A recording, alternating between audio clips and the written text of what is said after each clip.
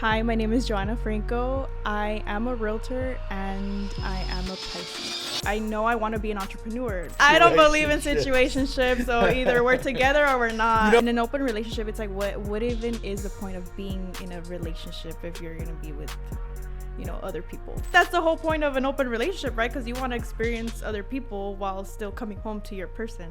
Cheating, I don't know about cheating, but it's like disrespectful to you. In a monogamous relationship, people are restricted. I'm not going to sleep with other people to respect my person. I'm not going to do anything with anybody else. As long as a broke guy is ambitious, if I'm not going to be happy in either one, then why even bother to be with them? I don't want the father of my children to stay working at McDonald's. I would forgive. You would forgive because so you don't need access to their phone. You're not going to be checking it. You're not going to. Okay. Have you ever? Why are you smiling? I feel like there's something. Welcome to Unattainable. Glad to have you with us. I'm your host, Zach Evans, here with my co-host, Mohammed Molay. And today we got a special guest on the show for you guys. This is Johanaa. Johanaa, why don't you go ahead and introduce yourself to the audience, your name, what you do, and your star sign. Hi, my name is Johanaa Franco. I am a realtor and I am a Pisces. Pisces, the best sign. Yes. Proven by science, numerous studies. Yes. It checks out. Even though I don't believe it, but yes, it's definitely the best one.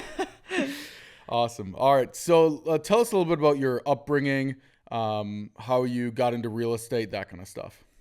So I started real estate when I was 20. So right after high school, I was like, what am I going to do? I didn't know what I was going to do, where my life was going to go.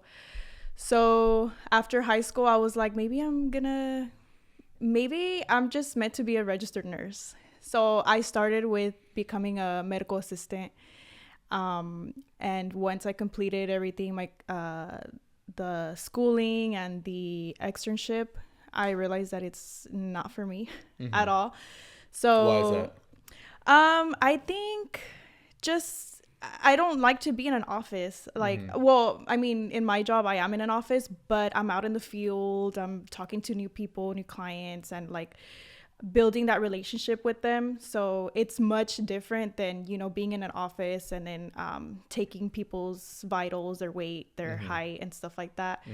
It just wasn't for me. Paperwork, like that type of paperwork, it was not for me. So I quit that. And then I went to a warehouse job. I worked at Amazon for about 2 years. So obviously, who wants to work at Amazon for the rest of their life? So I don't want to work in an office. I want to work in a warehouse. Yeah. That's what I want to do. It was just like, Amazon was kind of just like for me to figure out like what I'm going to do. So during that time, I was like, I know I want to be an entrepreneur, but like, I like, making money. I like talking to people. So I was like, what am I going to do? So I just thought, real estate, because my dream was always to buy my parents their house. So I just started doing the courses, and then it all went well. I passed the test on the first try. The test is not that easy. So I was very determined. I was like, I'm going to do this. And I passed it. And 4 or 5 years later, I'm here now. So it's been a journey. It's not easy. Real estate is very challenging, but I feel like it really makes you grow mentally. So it's really made me mature a lot. Was it scary making the jump from, hey, I got this consistent income to I'm jumping off the ledge here and now I got to make my own thing happen? Honestly, well, I at Amazon, like the last year or the last 6 months, I did part-time. So and then I live with my parents. So okay, so you had no expenses. Yeah, no. So but anything that I would make, I would always help out with bills and stuff like that. So it wasn't that scary, but little by little I just started picking it up, and now thank God everything is going well. Okay, so let me ask you this, because I hear a lot of people all the time. Yeah, I want to start my own business. I want to become an entrepreneur. I want to make my own money. I don't want to have a boss. I don't want the 9 to 5. And then it's like 2 years later, I'm talking to them again. Yeah, I don't want to, I would blah, blah, blah. And I'm like, you haven't even taken step one, right? So like, what was it about either your situation or your personality or your upbringing that made you go like, hey, this isn't for me. Like, I need to make this happen. Like in real estate or just like in the beginning or? Yeah, more so real estate, but I guess anything else too, if you have anything else. So the reason why real estate popped up in my head was because I'm a people person. I like to, how I mentioned, I like to make new connections, and I knew it wasn't going to be easy in the beginning. So I was like, real estate, you talk to people, you make money, you're your own boss. So I was like, let me try it. So I tried it, and yeah, it's been working out so far. Interesting. Yeah, I had a situation, because I'm like you, I don't like the boss thing. I used to work at Jimmy John's back in college. Oh. And the only reason I took that job was there was a girl who worked at the ice cream shop next door. And you liked her? I had a huge crush on her. Oh, yeah. It's always those. So for lunch every day, I would, you get a free sub for lunch. And I would cut mine in half, and then I would give her half, and then I'd eat my half, and she'd give me some free ice cream, and, I'd chat her up a little bit. So after like 3 months of this, because I had no game back then, I didn't know how to talk to chicks. I finally work up the courage to ask her out on a date. Yeah. And she said yes. So now I'm like, okay, dope. We get off at 7:00 tomorrow. Meet me outside of Jimmy John's. I'm going to take you to the movies. That was my plan. That's nice. So the next day, I'm super fucking excited. I'm making subs, but my mind is on this date. You know what I mean? What am I going to say? I'm going to kiss her. What do we do after the movies? You're nervous. A little bit. Yeah, a little bit. And 7:00 hits. And I see her standing there outside the big glass windows. And she kind of smiles at me and waves, and I, get this big grin on my face. And as I'm about to walk out of the store, my manager pokes his head around the corner, and he's like, Zach, before you leave, remember you got gum duty today. And I was like, fuck. So gum duty was once a week, one person had to get on your hands and knees with the scraper, and people put the gum on the bottom of the tables. You had to scrape the gum off of the chairs and the tables. And I'm looking at this girl, I'm like, I can't have her seeing me crawling around on my hands and knees. It's bad for my brand, Right. So I look at my manager. I was like, look, I will come in 6 a.m. tomorrow. I will get it done before the store opens. But let me go to my date. Yeah, I'm I've been working on this girl for 3 months. And we get in this argument about it. And then finally he's like, you either scrape the gum or you're fired. And that's the day I got fired from Jimmy John's. Oh, I would too. But that it was the moment that I really felt hey, Zach, there's two kinds of people in this world. There's the people who own the store, and there's the people who scrape the gum. And it's who do you want to be? And the next day, that's when I started my YouTube channel. Oh, so it all worked out. Hey, that's a blessing in disguise. Blessing in disguise. It really is. Exactly. So what happened to her now? That's the thing. That's even worse. So I'm fired, right? Walk out the door, and I'm kind of mad about being fired, but you kind of feel like the man. I'm walking out yeah, fuck this shit. You know what I mean? Right, I'm feeling like the man. yeah. So I take this girl to the movies. After the movies, we go to 7-Eleven. We get those big slushies. And then her car's back at, the store. So I pull up back in front of Jimmy John's, and we're just, slipping the slushies, talking in the car for a couple hours and stuff. And finally, at one point, I going for the kiss. And she turns her cheek, and she goes, did you just try to kiss me? And I was like, yeah. And this is so embarrassing. She literally went this, bopped my nose, and she was like, silly, we're just friends. And I remember after she left, just looking at that Jimmy John sign and just thinking, I literally just got fired for a girl friend who fucking friend zone. And I the level of just not, I don't know if anger is the right word, but just feeling disappointment, so discontent with everything. And that's when I went on my phone. I said 5:45 a.m. I wanted to be up, so I'm working by 6 a.m. And that shit fucking powered me. Wow. Yeah, I think that's definitely sometimes things happen for a reason. I mean, you got friend zoned, but look at where you are now. Yeah, so it worked out. It worked out, yeah. I'm sure that, it's paying off. That friend zone is paying off. I think dark side manifestation works better than, people say, oh, imagine your future if like, imagine when you already have the money, the feeling in your hands, blah, blah, blah, blah, blah. I'm like, nah, imagine when you're broke because you didn't make it and you're driving your Honda Corolla to Applebee's for Half Price Tuesday and you bring in the coupon book. Imagine that life and then get motivated and then fucking work. Exactly. Yeah. Oh, I don't think I've had to, I don't think anything has changed in my life for one person. I think I honestly don't even have like, everything is just like my family. Like I'm just like my family, me. But for one person, I feel like I've never, stopped anything for a man, did, anything different, talk differently, walk differently, did anything differently. It was just mostly like, my family and myself. Mm-hmm. How has your dating history been up to this point? Well, I've been single since like 2022. Wow, 3 years. Is it 4? No, 3. 3? Okay, then maybe 2021. 2021, okay. Yeah, so it's been a while. Yeah, it's been a while. I've only had 3 relationships, but nothing too serious. Like, just, I'm just so focused, and I just never really have like any relationship, like drama, any stuff like that. No toxic relationships? No, I've never been in love. You have somehow dodged that bullet. Yeah. Well, actually, I take that back. Okay. So, in high school, I did have a pretty toxic relationship, but I was 14 at the time, so I wasn't, I didn't know what I was doing. It doesn't even count. I mean, that's toxic. Like, he passed a note to my best friend. No, actually, no. Wait, what's the story? It was just I don't want to say too much, okay. But he was just like I guess I don't even. You don't want to say too much about a relationship you had in middle school? No, that was high school.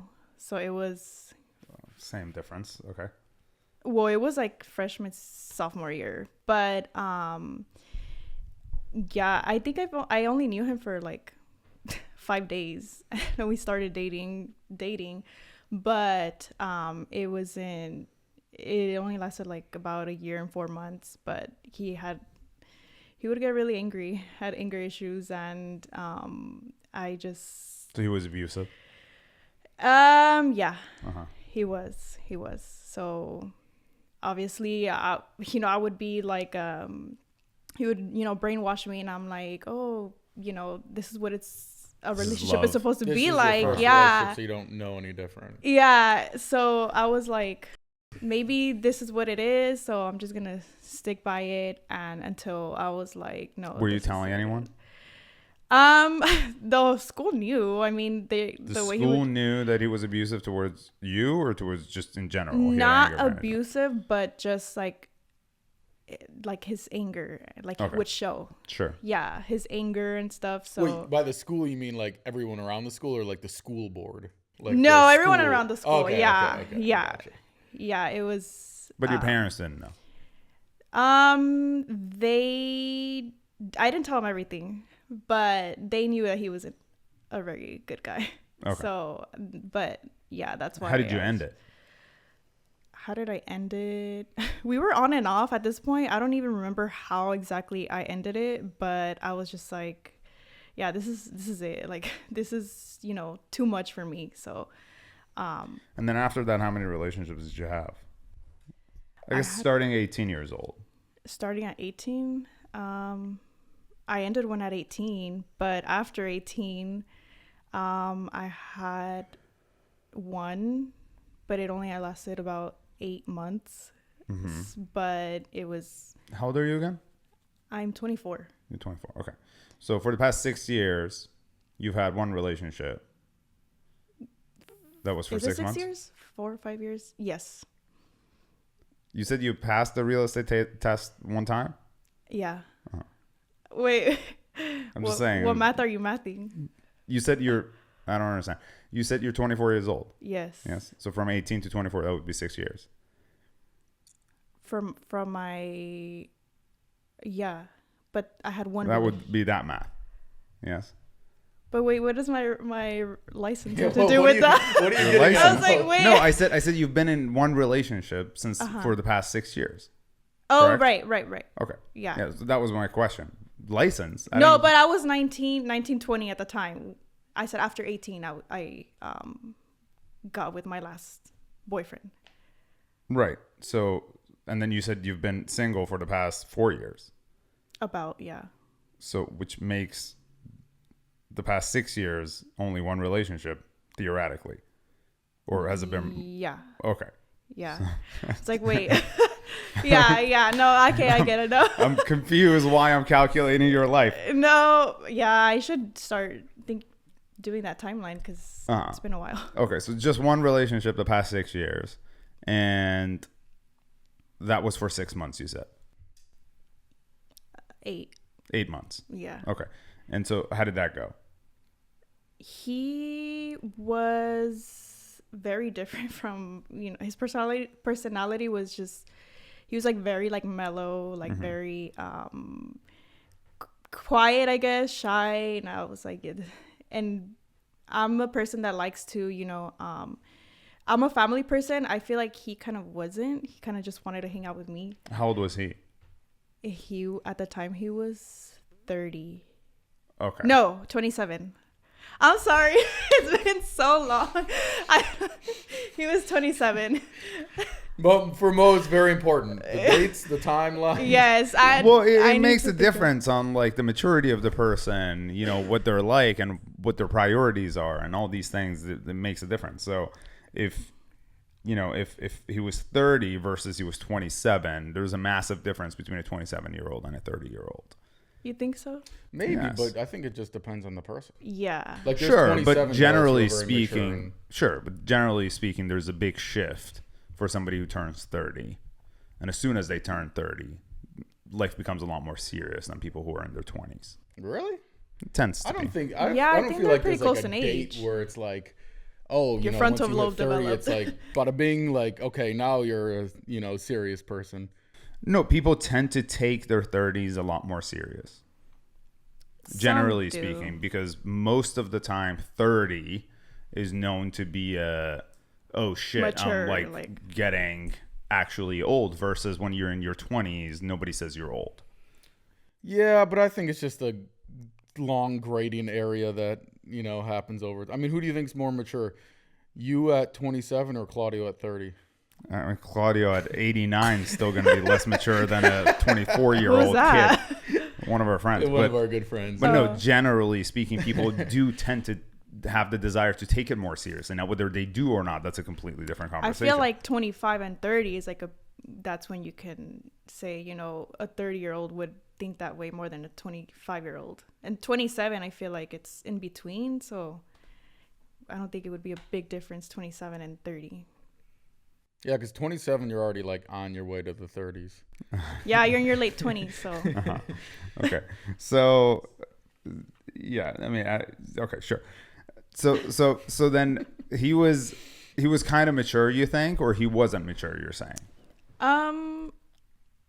I think that it's, I guess not really the maturity, is just his personality.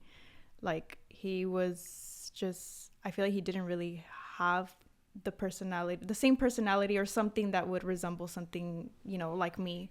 So he was more of an introvert. Yes. Okay. There you go. He was an introvert. And you didn't like that he was an introvert? No. Why did you date him to begin with? Because I was 19. How did you meet him? It was at work. Okay. Yeah. At it was Amazon. Mm-hmm. Uh-huh. So he was working, doing the same thing that you were doing, or was he above you? He was above me, yeah. He was above you. And then... His name was Jeff Bezos. I wish. I'm just kidding. Okay, and how did he ask you out? It was on my birthday. Mm-hmm. It was after we had dinner with his brother and his brother's girlfriend.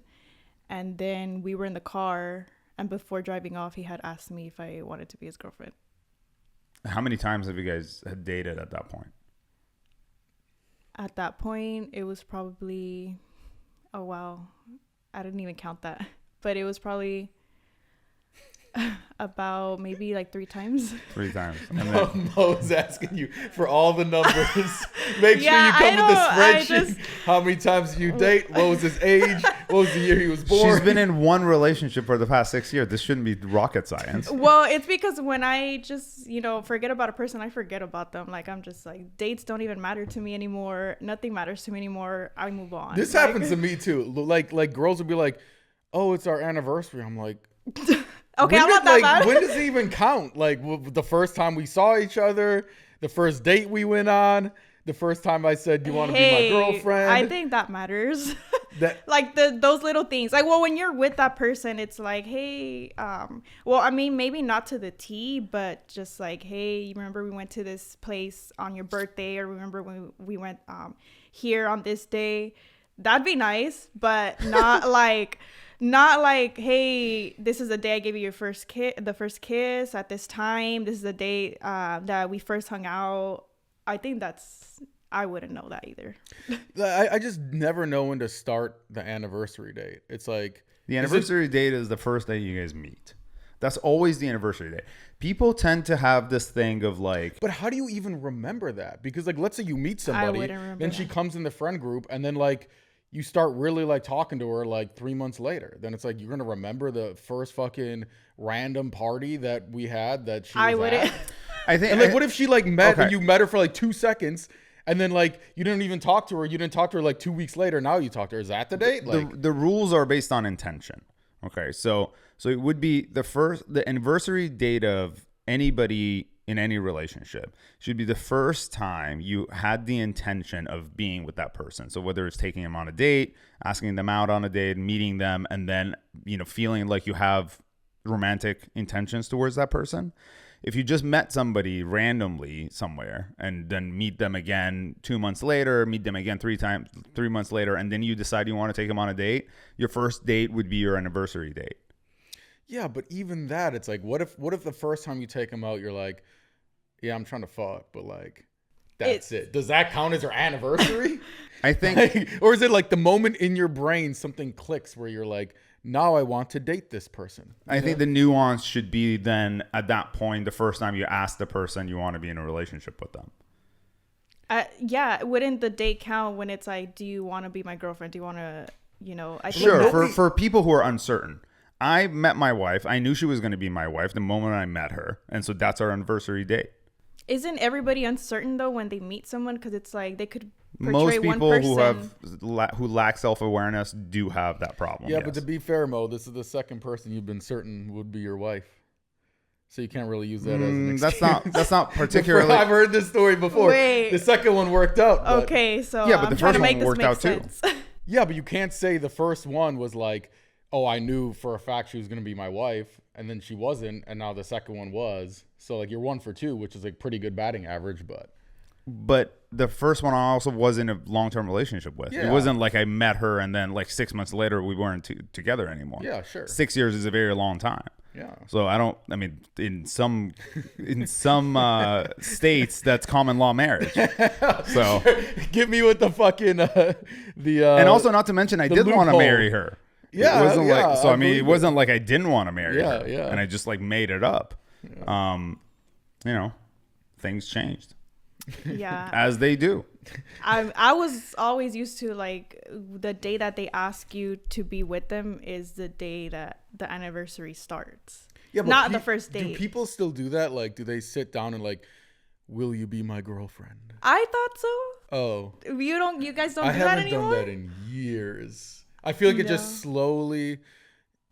I feel like you have to have that conversation though. It's like you guys are always hanging out, but what if one person's like, oh, I'm not into this person, and the other person is. So I feel like you have to have, at one point that type of conversation, like, hey, what are we? So in LA, we have this thing called situationships. I've heard of those.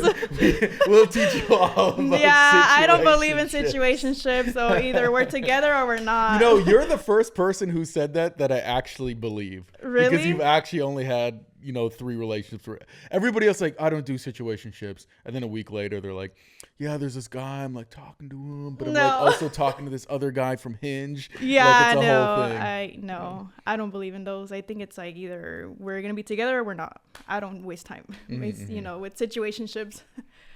Okay. So I want to get back into your dating history. So what do you dating think history? That honestly, yeah. Mo woke up on the wrong side of the bed today. Mo was like, came for violence. He's after me. Do you think because your first relationship was toxic, do you think because of that you are not allowing yourself to fall in love, or do you think it's irrelevant? I've had people ask me, they're like, have you been heartbroken? Like, why are you so like, why haven't you been in a relationship? And honestly, I don't think I've been heartbroken. I think I'm just focusing on myself. And if, the person comes, then they come, and, I'm not going to look for it. And as of now, there isn't somebody that I've actually liked, like, or somebody that I think, oh, this could be my future husband. It's definitely not a heartbreak. And a lot of people ask me that. They're like, have you been heartbroken or what's going on? And I'm like, no, I just like to be single, and I just like to, focus on my work and my goals. Then later on, I, maybe we'll be a little more open. Are people asking you out? Yes. They are asking you out. When was the last time somebody asked you out? Today. What did you say? I said yes. The anniversary starts now. I don't know. Put this date in your calendar. No, I don't know, because the anniversary starts when they say, will you be my girlfriend? Is that like an old school thing or something? No, that's totally fine. That could be an anniversary. Because I feel like nowadays it's very like, like, oh, we're hanging out together, we're going on dates, okay, we're together. But it's like that conversation never was, established. That conversation never started. I mean, my wife asked me that question. She was like, so like, I wanted to ask you and be like, are we like exclusive? Like, what's happening? I was like, is it not obvious? And she was like, I don't, you just don't know these days. And I was like, well, you're my girlfriend, so yes. No, that's a fair question. Yeah, no, of course. Yeah. I think that's reasonable. So that's not when your anniversary started? No. Anniversary started the day we met. Oh, wow. Yes. So that would be the anniversary, because that's the day we met, and then that day I had the intention. It counts the first time you see her Instagram. No, it's just I saw her. I thought she was going to be my wife. She's my wife, and that's it. It's really not that complicated. I guess to each their own. Yeah. I mean, it's something, well, not new to me, but I know some people work that way, which is, Sure. So the guy that you're going to go on a date with, how did you meet him? Is he just like slid into your DMs? Yeah, or he did. Okay, sound like it. And then when was the last time you went on a date before? Ooh. 8 years ago? Maybe, I don't know. I couldn't even more dates. Let me see if I Like have approximately like 2 weeks ago, a month ago, 6 months ago. It's been months, whatever. It was, I think it was during the summer. Okay, so like a few months ago. Yeah. Okay, cool. And what did you say yes to this guy? Because sometimes I have those moments where I'm like, okay, I need to start going out. Because I'm gonna be 25. So I'm like, I should just, start meeting people. Do you have any pets? No. Okay. So you just don't want to become a cat lady? Oh, I don't like cats. Okay. I don't like cats. I like dogs, but I'm sorry. Flag. I don't like cats. I don't like cats. So the what is it that you think makes this guy attractive? Is it just that you said yes because you feel like you should go out and about? Or is there something that actually makes him a good candidate? I don't really go based off of people's appearance, I guess. Does that mean that he's not good looking, or? No, I would say he is. Okay. But it's mostly like. That doesn't have much of a value to you. Wait, say that again? It doesn't have any value for you? Yeah. Well, no. I mean, it's there, but it's not like my priority. Sure. Like, I'm not like, oh, this guy is so good looking. Let me, say yes. But if I have like a genuine conversation with somebody, because there's a difference between guys that just want to sleep with you and guys that are actually intentional and genuine. So for the most part, he hasn't said, anything inappropriate or anything of that dick sort. pics. No. Yeah. Oh, do people still do that too? As far as I know. Oh, yeah. I've been hearing it. I haven't got one besides one time. Somebody randomly sent me one. It was a video. And it was so random. He said good morning. That should be a felony. It should. Videos are just. Yeah, and he was in slides too. So it was, yeah, but I just, I blocked it. I'm just like, that's weird. I'm surprised that people still do that, but, yeah, so no, he hasn't sent me any of that. He's been genuine. So yeah, we'll see. Give it a shot. Let's see what happens. Yeah. Did you break up with your last relationship, or did he break up with you? I did. You broke up with him? Mm-hmm. And the reason being he was just boring and an introvert. Yeah. I don't know what day it was, but I did. Did you have a conversation with him about why you were breaking up? Or did you just be like, oh, we're done. Goodbye? Was he surprised? Yeah. Well, besides, now I remember, besides the fact that he was an introvert, I cannot be with somebody that's insecure and jealous. Uh-huh. So he was like that, and I told him, you know what, I'm sorry, I can't be with somebody that's, insecure. So what was he telling you that was making him insecure and jealous?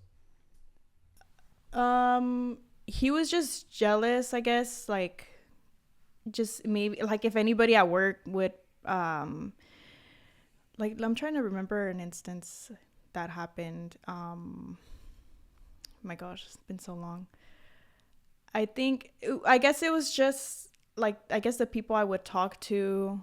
And I remember one time I was getting my hair done and I wouldn't answer his calls because I was busy getting my hair done. And he was literally, I was like on the phone. I was like, hello, hello, hello. And he was just listening to me to see if I'm like with somebody. And it was my hair guy, and then he was like, oh, maybe it's not going through or something, and he was just listening, and I was like hello. It sounded like I sounded dumb just saying hello, hello, and he was just listening. So he's like breathing in the yeah. I'm mad. And yeah, I was like, you know what, I'm done. That's it. You gotta stop being dudes on Amazon. Yeah. Well, I was 19. I was like, never again. Never again. Yeah. Did you ever fear for your life? With him? No. No, I don't think I did. Okay, so here's what I'm curious about. So it seems like you have kind of pretty like you have standards for who you date. Obviously, you're pretty picky if you haven't dated anybody in 4 or 5 years, whatever. But that's reasonable, right? I think that's reasonable. Okay. Yeah, I think everybody should be picky, even guys. Yeah, I agree. Guys should be picky. So I don't blame anybody for being picky. I don't either. But then my question is, so you said you like guys who don't send inappropriate things to you. But course. You have to have like other things, because like there's a lot of guys who are like very nice, would love to date someone like you, but obviously you haven't pulled the trigger on any of those guys. Yes. So I guess I just what attracts me is somebody, I see what they post, I see how they talk to me. It obviously has to come off as respectful. But I guess if there's just saying, and if any little thing about anything inappropriate, I'm like, stay away from me. But there's gotta be more that you look for than that, because like I guess just every guy is just like sending you like weird shit. Okay, so when we hang out, I see everything, like, does he open the door? Does he I guess compliment me? I guess. Does he close the door? Does he close the door? So a lot of guys don't do the chivalry stuff in Fontana.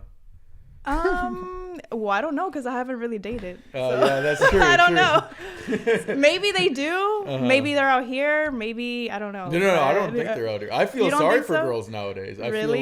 feel like So, okay, I was raised very old school. My father was very, for example, this is the best story. So I'm walking home from class one day with this girl that I have a huge crush on. And I'm just walking, I'm trying to be cool. You know what I mean? And all of a Yeah. sudden I just hear, Zach. And I look over and it's my dad. And he's driving up, like pulling up beside us in his car. He must have just seen us on the way home. And I'm like, this is so fucking embarrassing, you know? So I'm like pretending I don't hear him. He's like, Zach, get over here. And I'm like, hey, I'll see you at home, Dad. I'll see you at home. And he's like, Zach, he starts laying on the horn. He's like, Zach, get over here. So I go over there. The girl's like, what the fuck? And I'm like, Dad, what? And he goes real quiet, like all serious. He's like, son, when you're walking on the street with a woman, and he would always say woman. I noticed he would never that say too. girl. I He would say, noticed that too. you walk on the outside, and if a car comes, you protect her. And I'm like, Dad, just tell me when we get home. He's like, but now you'll remember forever.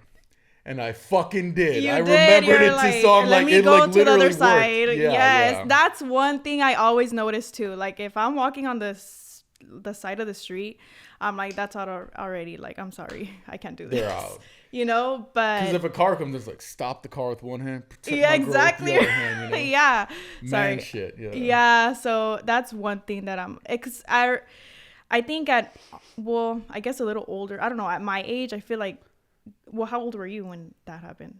I was in high school. Oh, you see, people But my dad's age, like, he's going to teach me right. You know? Yeah, exactly. But I feel like people my age should know that. And I was raised very old school too. So those little things I see and I keep in mind, and I'm like, yeah, I don't think we're a good fit. You know? So. But just from, it sounds like you have a quick leash. Like it's like one little thing. You're like, well, I'm out. Okay, not exactly. Like I don't just cut them off. Like I'm just like, all right, maybe they didn't notice. So I'm like, okay, then maybe we could hang out again or something, or let me just see, how our conversations go and stuff. But if it's something obvious, like opening the door or like, something like that, then I'd be like, if he's already like this in the beginning, what am I going to expect later on, So You're already seeing the future. Yeah, I'm already like, yeah, I don't think, if it's already in the beginning, it's like they have to show, impress, I guess. But if they're not opening the door or being, just respectful or gentleman, then I'm not interested. Does height matter? Height, I don't think so. I mean, I would 5 foot. Oh, well, when you're talking about 5 feet, So it does matter. Well, I would say, I mean, it's not the end of the world if they're 5 feet, but I'd probably be open to it. But How tall are you? I'm 5'4". Okay. Mo Do I look short? Mo wants to know the exact height of all of your exes. Oh, I don't know. They're all pretty short. No, They're I all don't. about He's the same joking. height. I don't care They're about the all height of your 5'8". exes. Yeah. Okay, so 5 feet is okay as long as they have a great personality.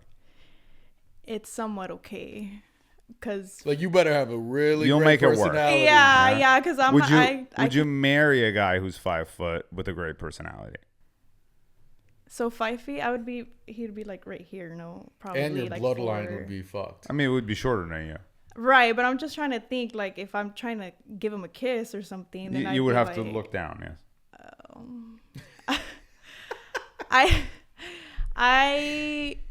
It's not my preference, but I'm not gonna say no. Never say never. So, Got it. Okay, and then you would have kids with the 5 foot man. Well, if he's my husband, yeah. I mean, Of course. Okay. So, do you believe in marriage? Oh yes, 100%. Okay. Do you believe in open relationships? I don't. You think monogamy is the only way to go? Mm-hmm. Why is that? I grew up in a Christian household, so I definitely think, if you're with one person, you have to be with that person. And I mean, you know, you can't lust. Well, I mean, it happens, but you can't just, you know, in an open relationship, it's like, what even is the point of being in a relationship if you're going to be with, you know, other people?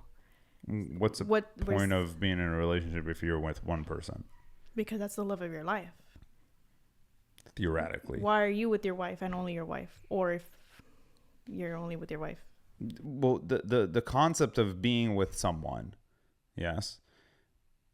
Is it just about sex, or is a relationship a multifaceted set of behaviors? I mean, and commitments for that matter. Yeah, well, marriage is a commitment, so it's like. Well, what are you committing to? To that person. To do what? To be with them, to be their partner for so life. Then you don't believe in divorce? Yes. Yes, you do believe in it, or you don't believe in it? Yeah, no, I believe in it. I mean, if it doesn't work out, then that's but if you're committing to someone, then why should you be allowed to get a divorce? Well, that's a mistake people make. If you're committing to someone, then you have to stay with them. I mean, there's some people divorce. You know, nobody plans to divorce. What's the point of a commitment if the commitment can be broken? You never know how a person can be. You can commit to a person and then out of nowhere they switch up and they turn out to be something different, you know, a whole different person. So, you know, at that point, you're going to stay with them or you're going to divorce them. You have no choice. Well, you do have a choice, but it's like, why are you going to stay with them if they already did you dirty? They already broke the... Such as what? Well, I mean, for example, cheating. Yeah, but that breaks the argument when it comes to monogamy versus an open relationship, right? If you're monogamous with someone, then we're assuming that there is nothing that person is doing that's breaking the commitment towards you. Right. However, people do change. Exactly. I mean, cheating isn't the only reason why people get divorces. Right. I mean, there's different reasons. You just never know a person. Let's say for the sake of this conversation, you're married and you're supposed to be committed to this person, and this person becomes depressed. Some of the qualities that you cared about before, they're no longer there, right? The person is no longer driven, so on and so forth. Would you get a divorce? I think before even thinking of divorce, it's like I guess you would just have to try to see if it would work out. Just talk about it and, you know, try to come to an agreement. Like, hey, you know, you're depressed. I know you're not how you were before. You know, try to help your person get back to that, or just try to see, you know, how you can relive the relationship again, how it was before. How long would you wait? How long? I don't know. I guess it just depends. Every relationship. 6 months, a year, 2 years, 5 years. I would 10 years. say no. I would say maybe. I mean, I don't know about a time frame, but maybe I would say no more than a year. Okay, so see, that's what the issue is with most people who talk about monogamous relationships, right? There are all these like requirements that are attached to it. And essentially, the gist of it is, for as long as you make me happy, like you're supposed to, then I'll stay with you. And the moment you no longer make me happy, I'll wait a little bit, whatever that timeline is, for you a year, and then I no longer will be with you. There's a criteria. Right. So monogamous relationships aren't really monogamous because they're just selfish attempts. You want to have these things, and the moment you don't have them anymore, the relationship doesn't exist. Your commitment comes with the fact that this person has to give you something in order for you to provide them commitment. Right. Exactly. But I think that's still, you know, I guess it just comes down to, in the beginning, like setting that, you know, talking about that, like, you know, an open relationship, it's like, you know, you already know what's to come. Which is what? That they're going to be with other people. Perhaps. Okay. And? Perhaps. Well, yeah, because it's an open relationship. So it's like, but monogamous, it's like you make a commitment, and, you know, things don't always turn out the way that Yeah, but commitment is not only sexual, though. Oh, no, I'm not talking about just sexual. It's just Sure. a commitment to be with that person. But in an open relationship, you're also committed to the person you're with. You're committed to them and maybe other people. Well, the commitment differs based upon what that open relationship looks like, right? Let's say for the sake of this conversation that you're in an open relationship and you're with one person and then you have other people that you're also in smaller relationships with, right? Then your commitment based upon those relationships to those people differ, but you still are committed. It's just different types of commitment. So are those people actually committed to those other people, or they're just messing with them for a good time? It just depends on the relationship. Right, exactly. So if you and I were in an open relationship, then we talked about whatever the rules of our open relationship is, yes, then that would define what it is that we're allowed to do and what it is that we're not allowed to do. Right. Yeah, so it's the same as monogamy. You just have a different set of commitments. Sure. Oh. But the So but the what's the problem whole is thing that about- monogamous relationships come with a sticker that says you have to make me happy, otherwise I will leave you. Same with It's open not relationships. Not entirely, because the open relationships even same if you do thing. have, yes, but there is more of an understanding of allowing the person, people who are in open relationships tend to be in open relationships because they value their partner's happiness. I don't think that's true. I think most people in open relationships want to fuck other people. Yeah. I think I you're think like that's the trying point to of- create yeah. this like Sigmund Freud. I've connected the psychological. Like, no, they just want to fuck. I think that's the whole point of an open relationship, right? Because you want to experience other people while still coming home to your person. Again, there could be, but yes, that's one type of it. That's most types of it, I think. But even if that were true, Because that's the only tangible difference between a monogamous relationship and an open relationship. Otherwise, it's the same thing. not just a sexual factor, but some could be just emotional connections. It doesn't have to be just sexual connections. Mm-hmm. So it could be emotional as well. So you really think that people in open relationships, they're like, I just want my partner to be happy. Not just. I think it's 99% I'm trying to fuck. Yeah. Like, what do you mean? What? In order for you to allow your partner to be in an open relationship, don't you have to be happy that they want to be happy?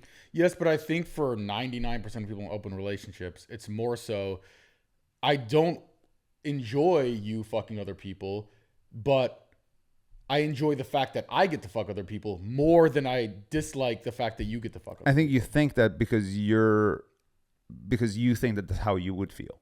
That's how everybody would feel. That's not true at all. That is true. Well, how do you know what they feel? How do I know what they feel about what?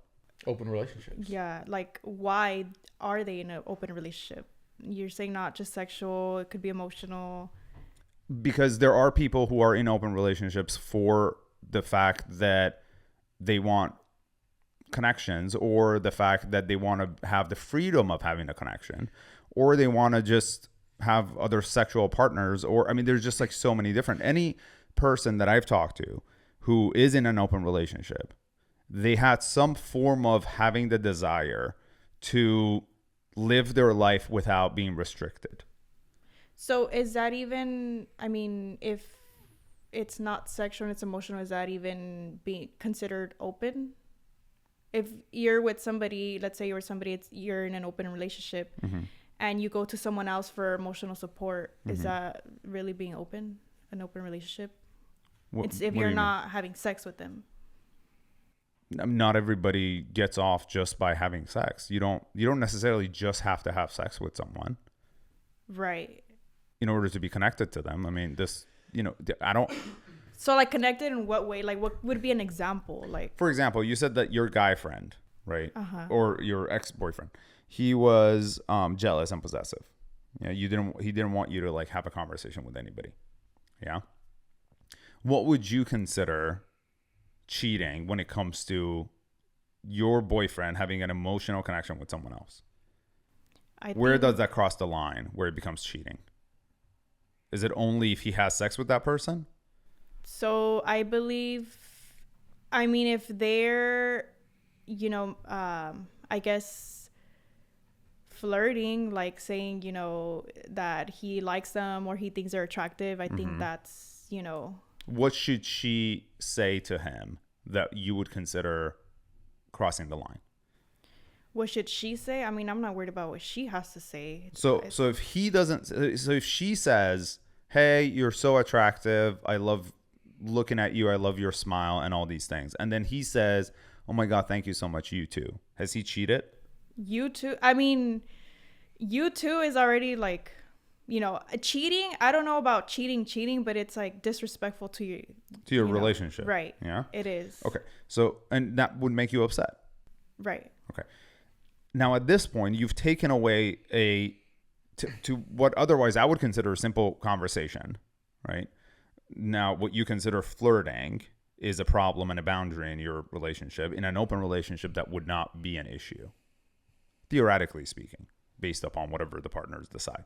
But most of the time in an open relationship, that would not be a problem.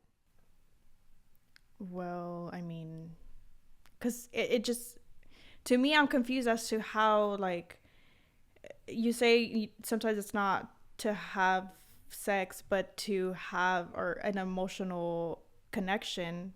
Well, this would be an emotional connection because you're only getting something emotionally.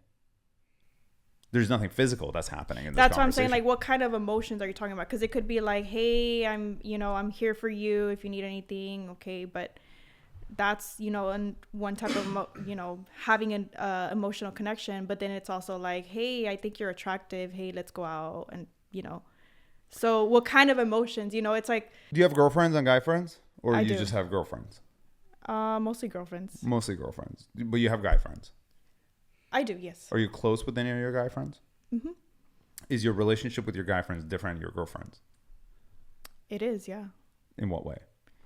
Well, with my girlfriends, I talk to them about things that I don't really talk to with. Sure, you share a lot more with your girlfriends than you do with your guy friends, right? There are things that you don't tell your guy friends that you would otherwise tell your girlfriends, right? Private stuff, whatever it is.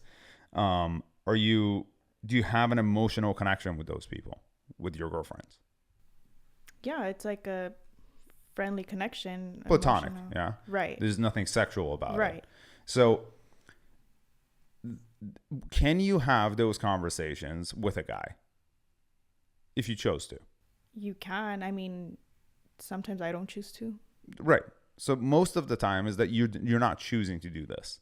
You're not choosing to really open up and become so close with the person, because majority of the time what ends up happening between opposite sex is that the sex that you're attracted to tends to ignite something within you when you start to be that person, right? If you had the same exact relationship you have with your girlfriends with a guy, that tends to become a space that you feel comfortable in.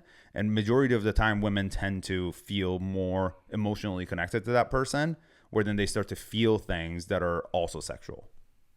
Right. Make sense? Yes. Okay. So it's in an open relationship, it is your choice how far you want to go. It's your choice how far down the line you want to go of allowing something to become more than a friend. Right. My wife's relationship, for example, with Zach is completely different than her relationship with me, because they're just friends. Right. Yeah. They have there's nothing sexual. So like for her, she's not going to share incredibly intimate things with my best friend, for example. Right. But she would do that with her best friend, girl best friend, for example. Yes. The moment she starts to talk to a guy in a more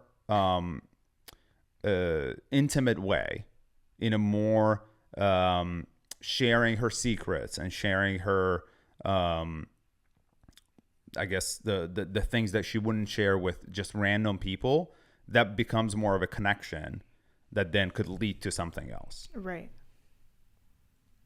I mean, that's really what the differences are. Yeah, well, what's your point? I don't get what your point is. Just answering her question. Oh. Yeah, like at what point would it be open? Because, you're saying emotional. the moment you decide that the things that you're trying to share with somebody else is what you need in order to function or be happy. Right. But again, that differs from person to person. Not everybody has to. It's just like not everybody needs a certain thing, right?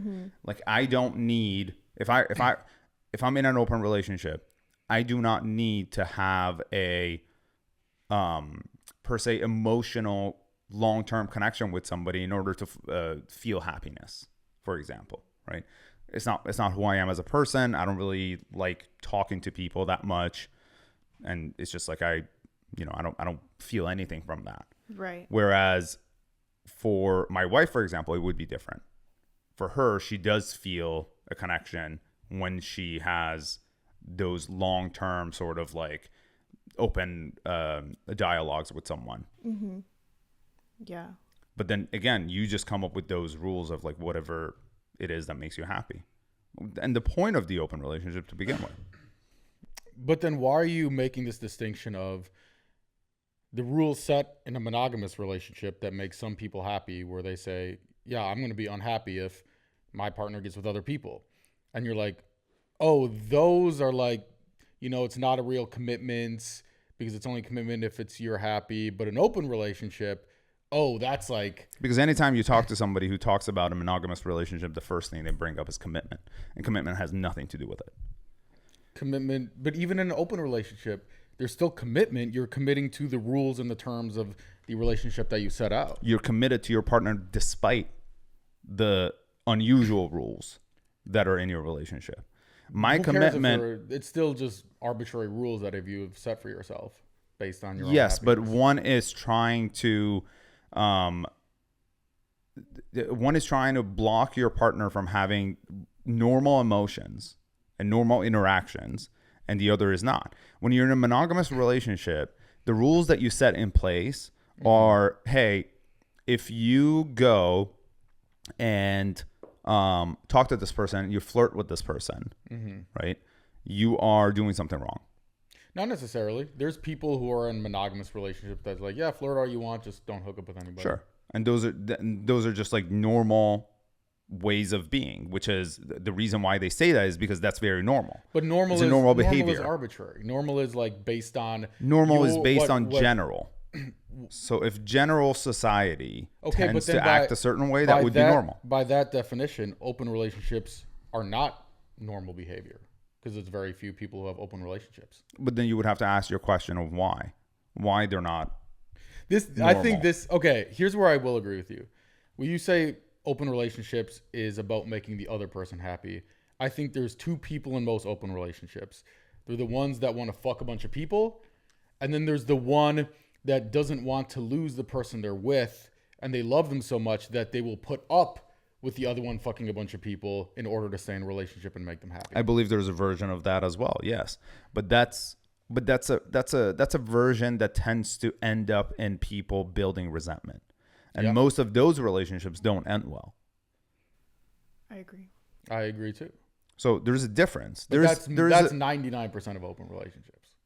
No, it's not. First of all, that statistic is just like made up out of your ass. It's made up based on my fucking eyeballs that see in reality. How many people do you know in open relationships fairy tale that failed? How many people do you know in open relationships that failed? Aside from the one that we know. I mean, I don't know a lot of people in open relationships. How is that relationship, the one that you know? It failed. Oh. The other relationship is just failed, actually, yeah. Actually, I was in an open relationship that failed. So that's two. No. Don't even. What does that mean? Don't even get that started. That one was completely your fault. And okay, so here's the thing too. So where are all these magical, successful open relationships? If I only know two people in open relationships, maybe that's because they don't work. I know a few. There's a bunch that are in open relationships. Actually, they're famous people that are in open relationships that the relationship works. Yeah, but you don't know. You don't have friends with them. You don't know the behind the scenes. Maybe they are. There's only so much that you know. You could make that argument for anything. Right. And you could make that argument for anyone. Yeah, but here is reality. The reality is over 60% of marriages that are monogamous do not work and end up in divorces. Correct. So that's real statistic. Yeah. And that has been proven. And even less open relationships work. I don't think I've heard Even of less. anyone. I don't think I've heard of Yeah. a single one except That works. you're the only one that I know, and it's still pretty new. Like fingers crossed. Knock on wood. Like you guys are doing great so far, but I'm Yeah. just saying the odds are not. They're stacked in against you. It takes just like anything else. I think people miss the biggest factor of any relationship. That relationships take work. Of course. You know, whether you're monogamous or in an open relationship, the main thing is that you have to communicate. You have to be honest. You have to talk about your value systems on a regular basis and make sure you're on the same page and treat each other well. I mean, that's really the way it is. You're saying all these obvious things. My point of contention isn't be honest with each other. It's that you're portraying open relationships as this some kind of higher level, like that works. better, like new. It is magic cure to relationships. It absolutely is. I think the moment a person truly, not the the Temu version that you brought up, that's fucking. Some people want to make the other person happy, and the other person is worried about losing the other person. Not that version. The version of two people who are truly self-aware, secure in themselves, and understand each other and care about each other's happiness. In that version, an open relationship tends to be a healthier relationship than a monogamous relationship, because monogamous relationships by nature try to restrict the partner from natural behaviors of human beings. Okay, so let me ask you this then. What if your wife tomorrow comes up, she's crying, she says, I just it makes me so unhappy when I think about you flirting and hooking up and everything with other people. Mm-hmm. Are you going to care about her happiness or your 100%, happiness? 1000%. So you would say, okay, we're done being open. Yes. Okay. No but doubt that's about what most girls feel. That's why people are in a monogamous relationship, because most girls feel like that. They don't want they feel a huge anxiety and sadness and everything else if their guy is out talking and flirting with other girls. But again, it comes down to asking yourself a question of why. Why is it that I feel this way? Why is it that I feel that my partner going and talking to someone is a problem? Why is it that I feel that my partner going and sleeping with someone is a problem? Why is it that I feel my partner going and flirting with someone is a problem? Okay, so let's say your wife said, hey, it makes me so sad when you're talking to other girls, blah, blah, blah. And you said, okay, well, why do you feel that way? She's like, I know it's my own insecurity. I know it's because I'm scared of losing you. I know it's all these things, but I just don't like it. Yeah. Are you going to be like, well, too bad? Or are you going to be like, okay, even though those are the reasons that you gave me, because I care about your feelings and how you feel, I'll stop seeing other girls? The latter. But that doesn't change You're the proving fact my that point. but that doesn't change. That's called a monogamous relationship. First of all, you're coming up with hypothetical situations, and then you're saying you're trying to prove a point based off a hypothetical situation that doesn't. The only difference between an open relationship and what just happened is you decided to do open first, and then the girl says that, versus the girl saying from the get-go, this is the type of relationship that I want. That's the only difference between those two scenarios. But they don't have a place in reality, though. What do you mean? They're the fiction of your imagination. You just made that up. That storyline. Yeah, but this is a common storyline that happens all the time. Usually it just happens before the relationship begins. Like, okay, a girl and a guy are talking to each other, and at some point the girl says, hey, not literally, but in her mind she's going, I am not going to feel happy in this relationship if we continue seeing each other, and I know you're seeing other girls. Yes. So in order for me to be happy, You need to stop. Why is that? Why did I feel that way? But it doesn't matter. It does matter. That's all that matters. Okay, let's say she feels that way because she's very insecure. Because it takes away their security. Yeah. It's just very simple. Yeah. I don't want you to talk to these other people. Yeah. Because I feel if you talk to these other people, you're going to leave me. Okay. Yes. It's a very simple concept. Yeah. It's not rocket science. I don't think that's the only reason, but that might be one reason. I mean, what other reason would there be? I don't want to get an STD that you picked up from somebody else. Okay, yeah. People are thinking about that when they're There's thinking about monogamous relationship. They're worried about STDs. That's not what they're worried about. No, they're worried there's about also, losing the person. Yeah. Like just the visual. Nobody takes STDs from flirting. Just the visual of like seeing your partner with somebody else, even if they were like, don't worry, I'll never leave you. If you picture that shit in your head, it's a mental block that has nothing to do with anything.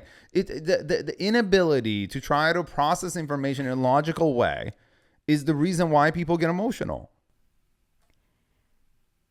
No, but people are going to get emotional anyway. Yeah. Yeah. I think you live in delusion. You think that everybody's a robot like you. I don't think everybody's a robot. He knows a little too much about open relationships. I don't know. Are you in one or no? Yes. Oh, you are? Mm-hmm. No. That's why I got so triggered when you brought up open relationships. Yeah. That makes sense. Who got triggered? You. So how is are you the friend that you guys are talking about that? No, that's another. That would defeat the whole purpose. His relationship, open relationship, is working. Oh, yeah. So how is that? You don't feel that way towards, oh, my wife is seeing other people. You don't feel some type of way? Like she comes home to 10 years ago, I was dating this girl.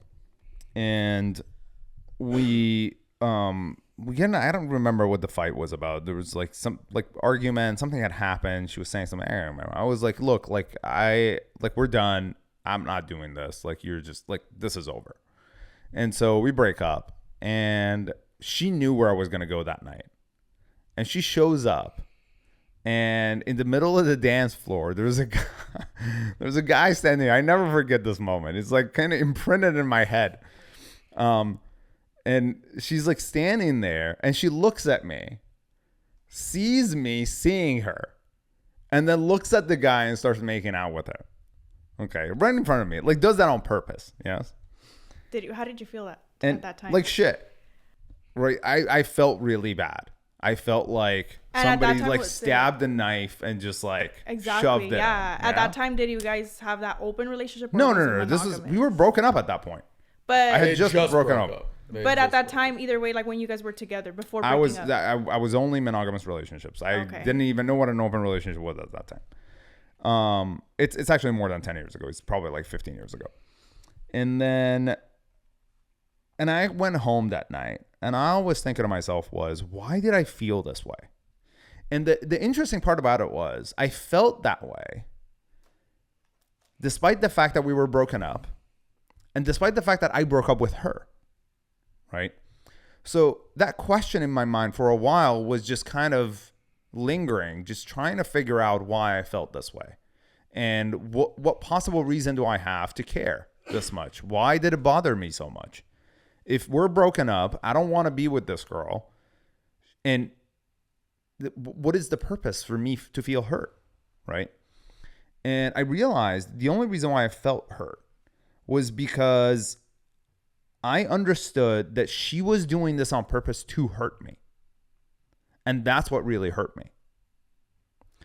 And for the years later on, I really tried to search within myself to understand why is it that we feel jealousy and possessiveness, and why is it that we feel this push towards wanting to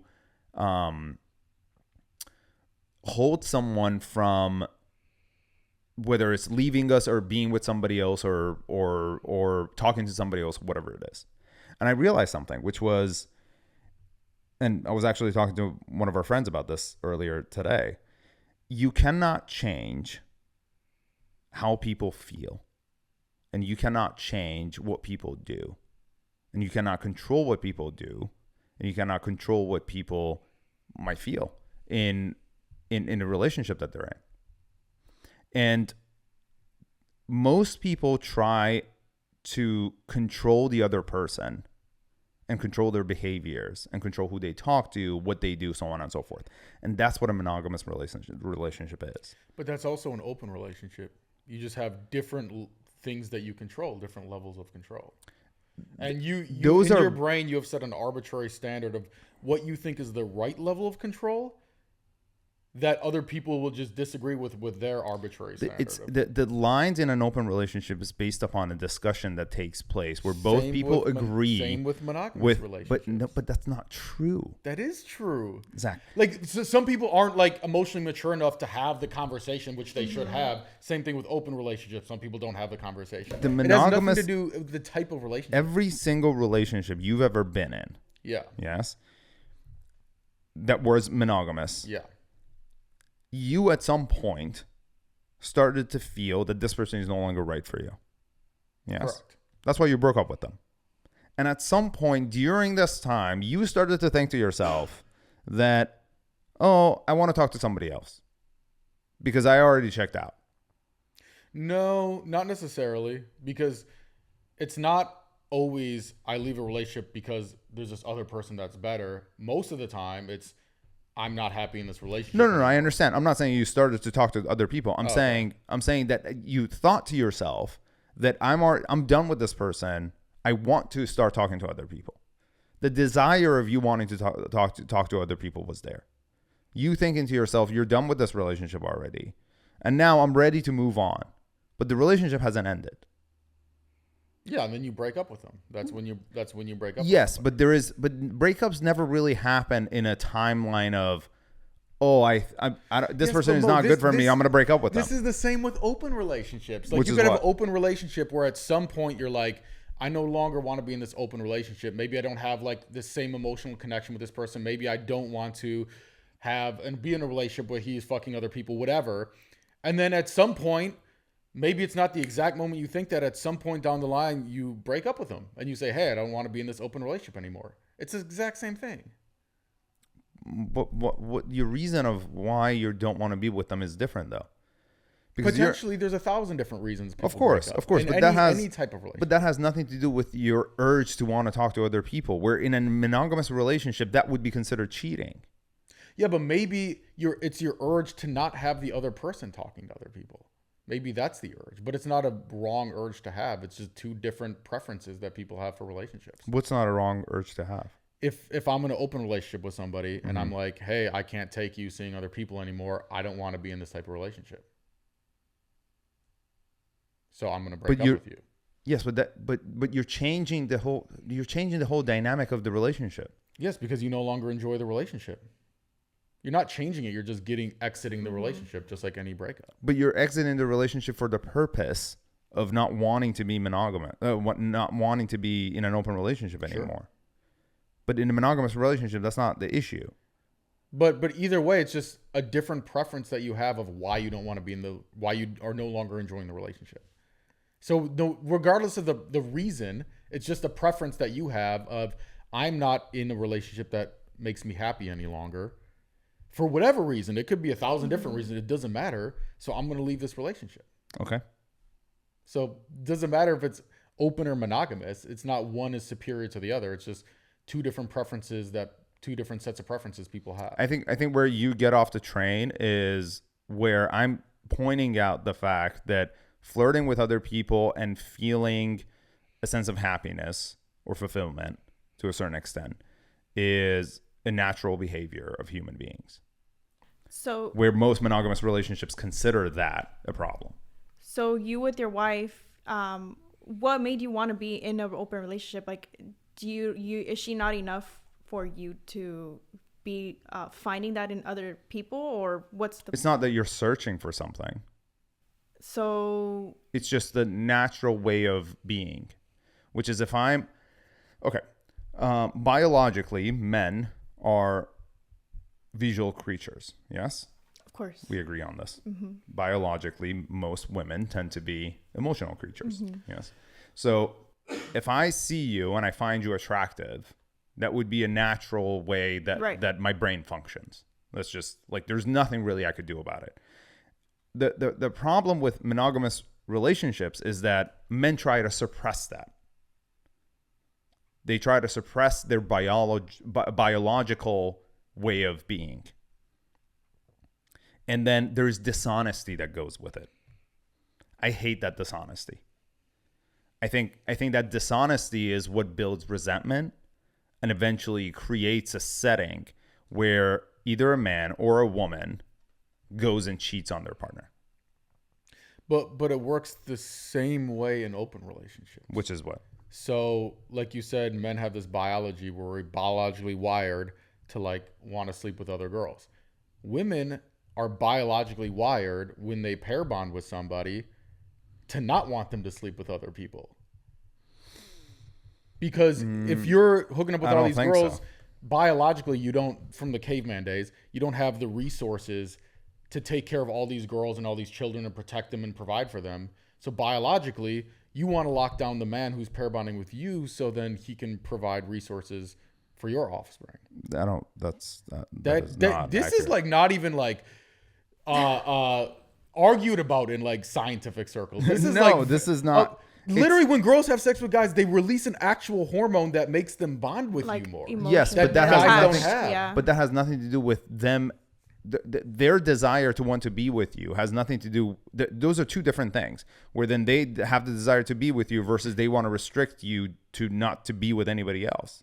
But they're not restricting you. They're just saying, hey, you can do that, but I don't want to be in a relationship with you. You're free to do whatever you want, but then you can no longer be in a relationship with me. That's not restricting you. That's just setting a boundary of what they will accept in a relationship. But you could say that about men too. Yeah. So so then both of them are biological responses. Correct. And there's this constant interplay between like, yes, there's things just like anything else in relationships, but this is probably one of the biggest ones. There's like always is going to be a struggle of like guys wanting to hook up with other girls and girls not wanting their guy to hook up with other girls. And like a lot of times guy will say stuff like, I only find my wife attractive, and they're full of shit. Of course, like there's of course they have eyes for the girls. And yeah, maybe they say that to like appease their wife or because it sounds better or whatever. But that is what's happening in every relationship. Mm-hmm. And in every open relationship, the girl is saying, man, I wish my guy wasn't hooking up with other dudes. But just like the guys kind of curtail their desires, the girl might love this guy so much that she says, well, he's going to do what he's going to do. He's going to have his little girls on the side, but I love him. So like, I'm going to curtail my own biological urges because I want him to be happy and I want to stay in this relationship. I think the problem is that most people who think like you tend to be too stuck with the way that society has taught people to be like. That might be true. And so I think after decades of people behaving a certain way, it tends to be the majority of people learn to feel and think a certain way, and they think that is perhaps how they're supposed to be, but it is just simply not normal. I disagree with that last sentence. I agree with everything up to that. But I think, look, you can pretend like you're smarter than thousands of years of humans making decisions, but humans have made decisions for thousands of years and somehow landed on this monogamy thing being normal. And maybe for you specifically, it doesn't work, but I think it's a little silly to argue that like, you know, because it works for you, that it's a better thing for everybody else. It's not so much that, it's more so that I went from being in monogamous relationships and processing those emotions and understanding where those emotions were coming from, to then realizing that most people who are in monogamous relationships just haven't done that. Yeah, but you're just taking the perspective of like, oh, I have a sick relationship where I can hook up with other chicks. You're on like the quote unquote winning side of the relationship for most male female dynamics. It's 99%. It's the girl who wants to be monogamous more than the guy. So of course you're going to be happier in an open relationship, but most girls aren't happier in open relationships. So you could argue, oh, this is more natural. It's more natural for you, but it's not more natural for girls. I think that applies to any guy or a girl. I don't think it has anything to do with the gender per se. Come on, bro. You don't think that girls get more emotionally attached during sex? Definitely. They care more about cheating, all these things? Yes. No, they do. Okay. But I don't think the part where you're saying that the girl cares more about it applies to just the gender of the females. The only time I've seen where like a girl wants to fuck around and a guy doesn't is when a girl's like so far out of this dude's league, he's like, I don't want to fuck around because like, why would I want to go bang a 4 when I have like a 9 right here and I'm so fucking happy? Yeah. Thank the Lord she wants to be with me. That's the only time I've ever seen it. Mm-hmm. Mm-hmm. So I have a question for you. At what point did you and your wife say, let's be in an open relationship? Because you started out monogamous. So at what point did you say, let's try like a few months in? a few months in after that breakup, or What breakup? that first time you broke up? You said that you started. That was 15 years ago. So What are a we few talking That months was a after different what? girl. That was a different girl. Okay, Yeah. so 15 months or a few months after what? Or A relationship. Me and my wife's relationship started. So they started dating. Then 3 months later, they decided to be we're going to be an open relationship. Somewhere around there. okay, so then at what point did you say, like, what made you want to be in an open relationship? So I had a conversation about our desires and our relationship, and the fact that I didn't want her to feel restricted, and I didn't want her to feel like she couldn't experience life. And based upon my experience, I had also understood that trying to restrict people from just having normal conversations, most of the time when people feel controlled, most of the time when people feel like they can't do something they want to do, they either lie about it or they become resentment.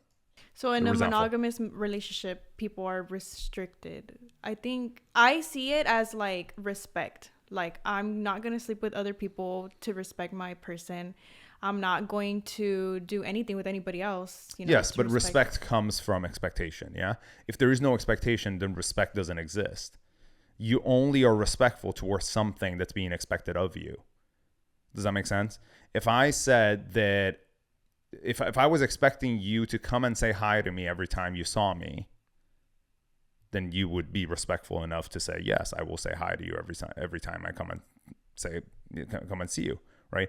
But if I didn't expect that from you, then that wouldn't be respectful anyway, because I wouldn't find respect in it. Right. I think that's different though than like restricting somebody from seeing another person. I mean, saying hi, it's like. But that's also I'm saying that's expectation. That's an example of what an expectation is and what respect is. Expectation would be that your partner says, don't go sleep with somebody else. And respect would be, I agree with what you're saying and I will do what you're saying. So, I mean, I don't know. I think expectation has to exist in order for respect to exist. Exactly. Make sense? Right. But I don't know. I guess, I don't know. It's just the whole restriction. It's like, it's not really, I don't know. If you're in a relationship, it's like restrictions. It's kind of sounds a little. Do you sleep around or no? No. Okay. Why not? I don't want to. Because I don't want to catch anything, and I'm a Christian, so I'm not going to just sleep around with anybody until I get married. So what is it that you respect? My body. Why do you respect your body? Because. Who said that that's a respectful thing to do? A respectful thing to do? Well. Why does that make you respectful to your body if you're not sleeping with anybody else? Because you're sleeping with somebody else. I mean, that's kind of like.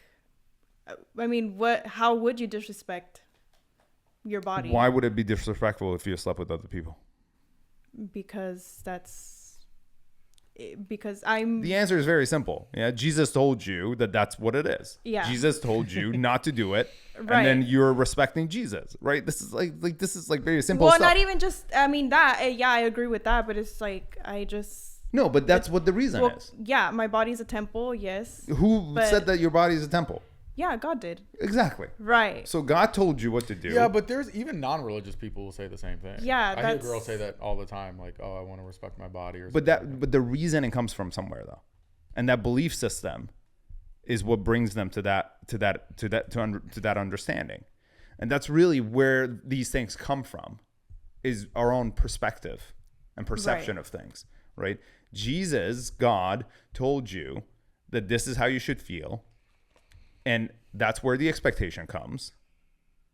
So the expectation is created, and the respect follows, which is now I have to respect God. Right. And this is what I'm going to do. Right. I think if God said that the respectful thing to do is to fuck every person on the planet, that's what you would be doing. Right? This is I don't think I would either. No, you would. 100% you would. Of course. I disagree. There's going to be millions of people doing this. You're wrong again, No. You don't think so? You think if God said that having sex with people is a good thing, that people wouldn't be having sex with people all the time? I think there would be some people that would, but I don't think it would change human behavior that much. I mean, God also says go to church every Sunday, and people are like, but the football game's on, so I'm not going to do that. Like, people make decisions outside of their faith all the time. I think there is a natural biological factor when girls hook up with a dude and have a one-night stand. Oftentimes, they get this kind of like icky feeling afterward, and girls have described this to me, and they say, oh, it feels like I got used. Now, of course, that doesn't exactly make sense because you can't use somebody's body. Like, the body is still there. It works just as fine as it did the day before. Nothing bad is happening to the body, but it's this feeling that I think girls don't really know how to describe. So it's a subconscious response. It's an emotional response. It's a biological. Subconscious. Yes. You say biological. It's a subconscious response. response. But it's literally the person's upbringing and understanding. I know. I think it's hormones. But why in every culture, girls get very attached during sex and guys much less so. Guys want to fuck a bunch of girls. Girls would prefer a guy that settles down with them. That's almost every single culture. Sure. There's a biological factor to it, of course. Yeah. But the feeling of guilt, that's purely based upon your upbringing and your self-talk. Sure, but and that's subconscious. But societies have developed around the emotions that they produce. Say that again?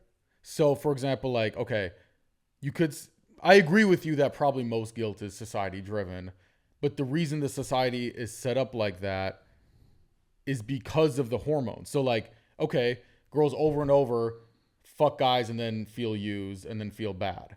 So then, like, girls are like, well, I'm not going to fuck guys anymore because I feel bad after it. And eventually the society kind of develops this, like, attitude, which is just, society is just the collective thoughts of everybody kind of combined. And that's why society... But by the way, if you're like, hey, fuck society, I'm going to think for myself and not be a sheep, more power to you. But that's the reason society feels that way. Is because of... Society's based on biology is what I'm trying to say.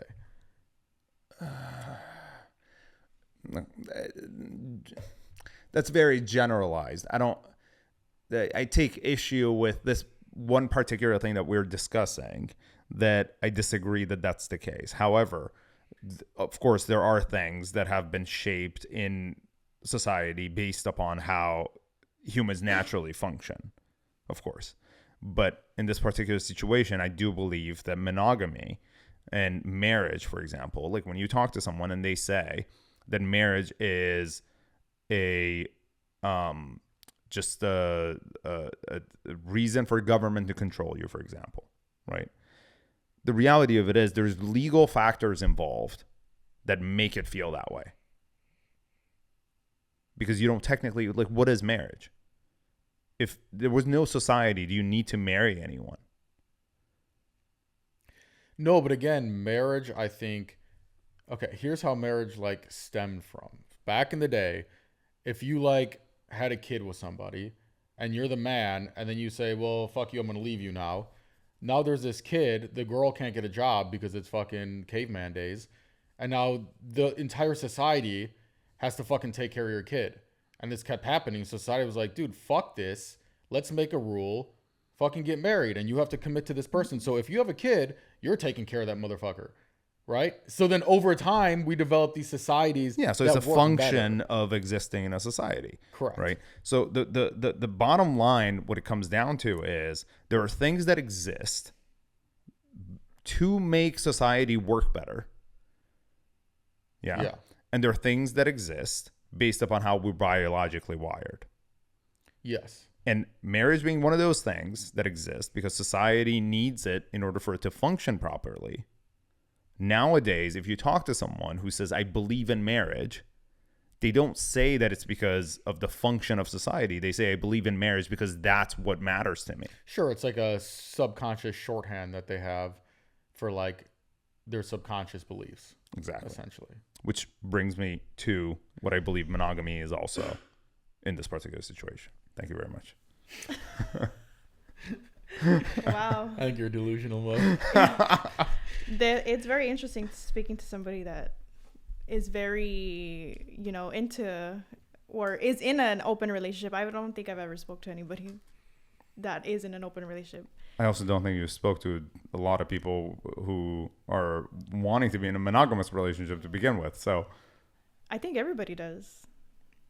everybody you know almost wants to be everybody in a does. monogamous relationship, I of think course, most because you're girls do. surrounding, I think most girls do. you're Right. surrounding a lot of people who are probably have the same value system as you do. Is that an LA thing or something? No, it has nothing to do. No, he's in a monogamous relationship. Well, I don't think he would ever Mm. be in an open relationship. Would you be in an open relationship? Potentially, yeah. Okay. I'm not against it. Okay. Yeah. So he might be Yeah. in an open Actually, relationship. yeah, open We'll see. relationship sounds sick. Just gonna fuck a bunch of other Nothing. chicks. Ironic. Honestly, the main reason I get in monogamous relationships is because the girl's like, because I care about the girl. Right. And then she's like, hey, like, I don't want you fucking around because, like, that makes me sad and I care about their feelings. So I'm somewhat of a philanthropist in that case, I think. Very In fact, much. I think I should be applauded for my for my contribution to society. Do you think you should have access to your phone's partner to your partner's phone? That you should have access. I think it's not. I wouldn't think it's like a requirement. Would you want to have access to your partner's phone? I wouldn't really mind. You wouldn't mind not having access, or you? If I do or not, I mean, not something that I have to have. Okay. What am I gonna? I mean, yeah. What am I gonna see on there? I mean, I don't know. It's just a question of If whether I trust my partner, I trust that they're not gonna, be messaging anybody. So you don't need access to their phone. You're not going to be checking it. Mm-mm. You're not going to. Okay. Have you ever? Why are you smiling? I feel like there's something. I don't know. I feel like you're. I don't know. I don't. I don't think I would. Okay. Would you marry a guy who's rich? And I think I kind of can assume your answer to this, but would you marry a guy who's rich and would give you all the money that you need to do whatever you want, but constantly cheats on you? Or with a guy who's incredibly loyal and very good in bed, but he's broke as hell and you have to carry the relationship? What do you think I would say? You're assuming my answer. I'm assuming the broke guy. And you just hope Jesus will make it work. So I would choose the broke guy because, I mean... No shit. Because, I mean, as long as a broke guy is ambitious, then... No, he's not ambitious. He's not ambitious? He's just gaming. Is there a third all option? day. Gaming all day. You forgot Gaming? she'll break up with somebody if he doesn't open the door. You think she's gonna date this? There are 2 men left in the world and hundreds of women. So there's no third option of being by myself? She's like, I'll switch. So he's not. I wouldn't even get with them in the first place. I mean, you would let the human species perish? So it'd be. I mean, if I'm not gonna be happy in either one, then why even bother to be with them? Cat lady it is. I'm not a cat lady. I'm a dog lady. I'm a dog lady. That is funny. How do you? So when you say that as long as he's ambitious, you would date a guy who like works at, McDonald's or whatever, as long as he has a path of future for himself. Yes, definitely. Because I mean, if we end up getting married, it's like, he's going to be the father of my children. So I don't want the father of my children to stay working at McDonald's, especially living here in California, it's not going to get us anywhere. Can a relationship truly recover from infidelity? I think it can. You would forgive. I wouldn't. You wouldn't forgive, but Jesus forgave. You're right. Yes, I would forgive. You would but I won't forgive because forget. Jesus. I would, but at that point, it's like, do I want to stay with that person? Because if they do it, like they say, once a cheater is always a cheater. Mm-hmm. So, yes, you I would forgive. Them? Believe what? Do you believe that saying?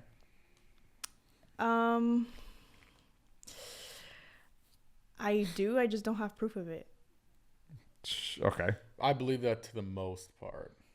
Which is, what does that I- mean? I think there are people who change. I just think it's super rare. Got Someone it. has to like Yes. have the like self-awareness and the really desire to change, and I think most people aren't gonna do that. Okay.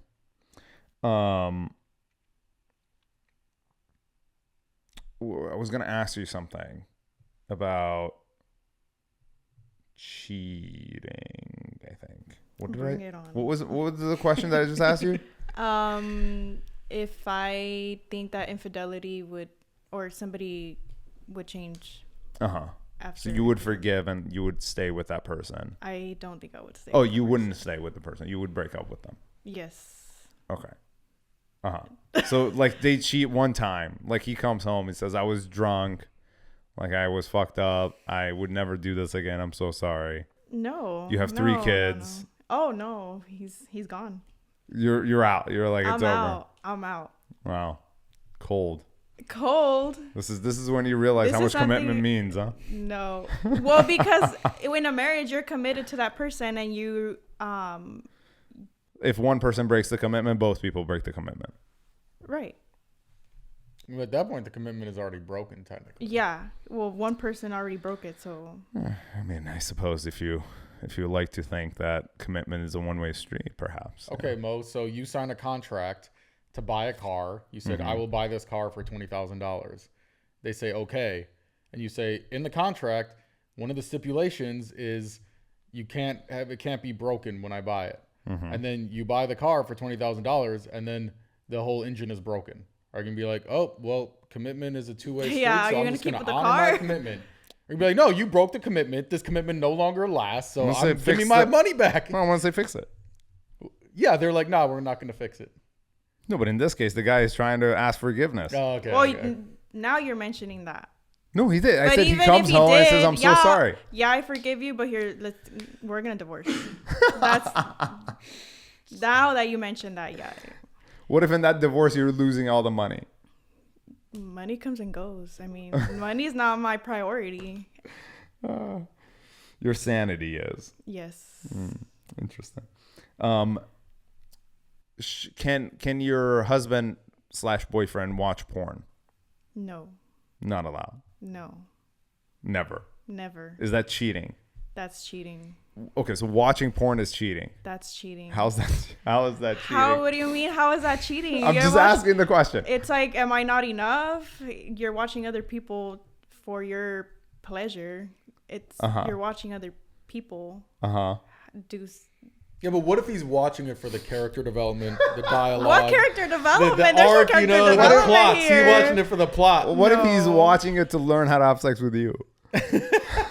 That'd be a great excuse, actually. No. Gaslighting. Baby, I just want to be able to pleasure you better in bed. No. I care about you. 100x gaslighting level. You would be the ultimate gaslighter, bro. You would be the ultimate. You'd be like, psychology-wise, the reason you don't want me to cheat is... No. That's something you talk about with your person. What do you mean? You talk about what? How to do better. Okay. But if you don't know, how what are you going to teach somebody else if you don't know how to do it either? So, I mean, that's when you talk about it. You say... I mean, talking about it, I'm not going to do anything. Yeah, it is, because it's like you tell somebody what you like and what you don't like. Two people who have never played tennis Okay. meet each other Okay. and start talking about how to play tennis. Neither of them know how to play tennis. How are they going to figure out how to play tennis? You can figure out how to play tennis. What do you mean? You can figure these things out. You don't have to be watching other people. I mean, tennis, you're talking about tennis versus pornography. That's two whole different things. Well, I'm talking about sex, not pornography. Those are two different things. Pornography. No, I'm talking about... You're saying... You said we're going to talk about it, which is we're going to talk Because about you're having saying, sex. how are these people going to learn how to play tennis? Have sex. Or Sex play is tennis. tennis. They could figure it out. The caveman didn't have porn. Right. They figured out how to procreate somehow. Yes. I think I you beg just to talk about differ. it, figure it out. You thought the caveman were like, how do we have sex? Here's this diagram on the rock wall that we chiseled. Like, I think there are people who I've met who have had sex many times and they still don't know how to have sex. oh, that's true. Yeah, that's. And they're bad but in they bed. know how. Yeah, they're bad. They're just yeah. bad in bed. But I suppose if you really don't care about the quality of the sex, because how are you going to know what somebody likes if you're just going to say, oh, well, I saw it on pornography, let me try it? You'd be surprised. You'd be surprised, but that's not always the case. So how are you, how does that work? That's why you talk to the person. Say, okay, I like this, I don't like this. Got it. So understood. So then you find that to be cheating based upon the fact that they're watching somebody else do it naked, yes. Mm-hmm. and doing stuff. So then, and that's not okay. That's not okay. Got it. So if, let's say you haven't had sex with your husband for 8 months while you're pregnant. Yeah.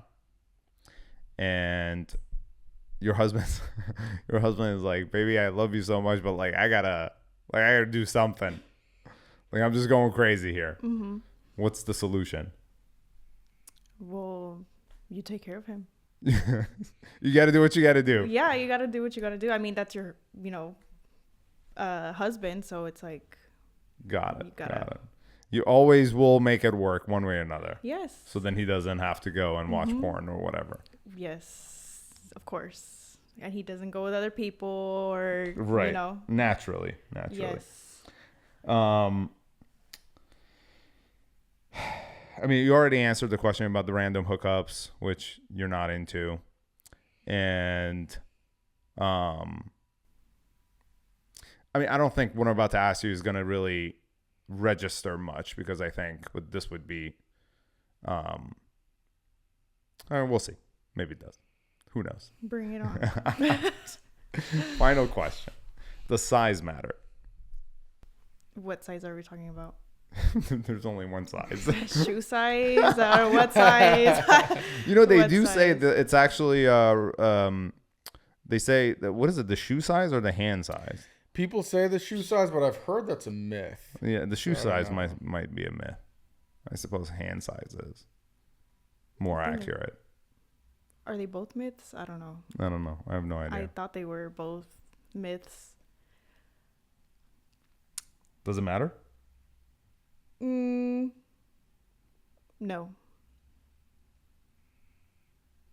Doesn't. I don't. Height doesn't matter. Size doesn't matter. You would do anything with anyone. Anything with anyone? No. Okay, not anything with just anybody. He's got to open the door. It has to be the right person. If he says one wrong word on the date, no, he's out of here. He's not completely out of here. I just keep it, because I just put 2 and 2 together later on, and then I'm like, okay, then actually, this is just how they are. Let this be the final question, which is, what would your friends think is your red flag? My red flag? That's a good question. Like in general or in a relationship? Give us one of each. Oh, so now I have to think. So in general, I guess it would be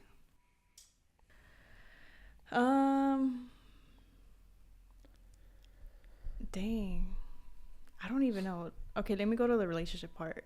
Okay. The relationship red flag would probably be dang, I never really thought of this. Nobody's ever pointed out your red flag? Nobody ever really points out. Do people think you're perfect? No. Okay. Nobody's perfect. Well, I am. Close enough to it. At least. You are. Oh. Maybe this far apart. Gotcha. I'm not. I'm pretty far. Yeah. But my red flag, I guess, in general, I guess I could be an overthinker. Like, I overthink things like, oh, I think this person, did this because of this reason, or right. I'm just like overthinking. My mind goes, you know, and that's something I'm working on. And it's, I just forget about it. But I guess that would be a red flag. In relationships, I guess it would just be the same. Overthinking, like I'm just like, does he like me? Does he not like me? Does he want to talk to me? Does he not want to talk to me? Why didn't he text me? Why did it take so long? Yes. Yeah. Why did he send an emoji instead of this emoji? Why did he put a period behind the the sentence? Right. Period is diabolical. Yes, those periods. I don't use them unless I'm really bad. I do. I think I actually was messaging somebody, and by accident, like it wasn't, I was just like typing and then like I put the space twice and they just like put a period in it and sent it to someone. And she replied to me and she said, "Are you mad at me?"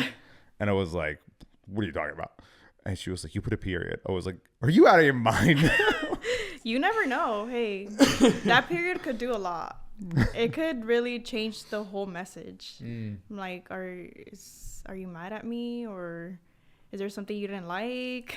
But yeah, that's funny. Then I just forget about it. Well, thank you so much for coming on the show. Appreciate it. You have been fantastic. Thanks for your openness and honesty. Thank you, guys. And good luck with your date coming up. Hope he opens the door for you. And also closes it. Yes, I hope so too. We'll see how it goes. Let us know. Yes. Thanks for watching. We'll see you later.